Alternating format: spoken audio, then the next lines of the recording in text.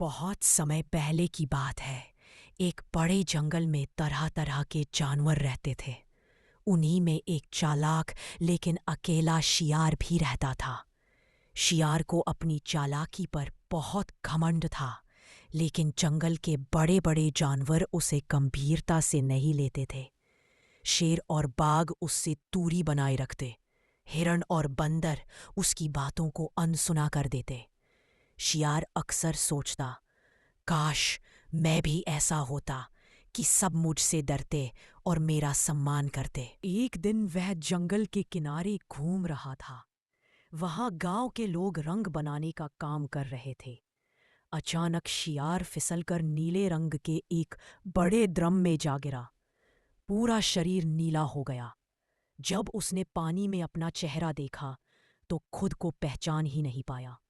अब वह साधारण शियार नहीं दिख रहा था, बल्कि एक अजीब रहस्यमयी जीव जैसा लग रहा था। जंगल के जानवरों ने भी जब उसे देखा तो चौंक गए। किसी ने कहा, ये कौन से नया प्राणी है? कोई बोला, शायद ये भगवान का दूत है। यहाँ तक कि शेर भी पहली बार उसकी ओर डरते हुए बढ़ा। शियार ने मौके का फायदा उठाया। वह गहरी आवाज में बोला, मैं भगवान का भेजा हुआ खास प्राणी हूँ। जंगल में व्यवस्था बनाने आया हूँ। अब तुम सब मेरी बात मानोगे।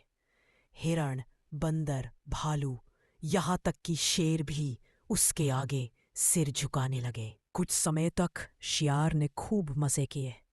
रोज अच्छे अच्छे फल फूल, खाना पीना उसे मिलता। अब उसे किसी शिकार की मेहनत भी नहीं करनी पड़ती थी। जंगल के सारे जानवर उसकी सेवा में लगे रहते। लेकिन एक दिन मुसीबत आ गई। आसमान में काले बादल छा गए और जोरदार बारिश शुरू हो गई। पानी बरसते ही शियार के शरीर का नीला रंग धुलने लगा।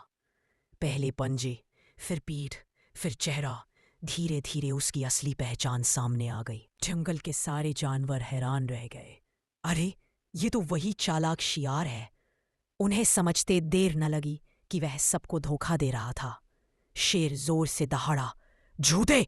तूने हमें छलकर हमारे ऊपर राज करने की कोशिश की। बेचारा शियार भागा, लेकिन अब कहीं छुप नहीं पाया।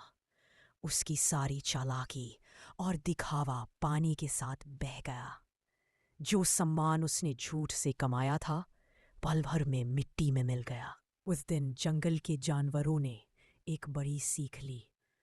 दिखावा और झूठ कभी ज्यादा दिन नहीं टिकते।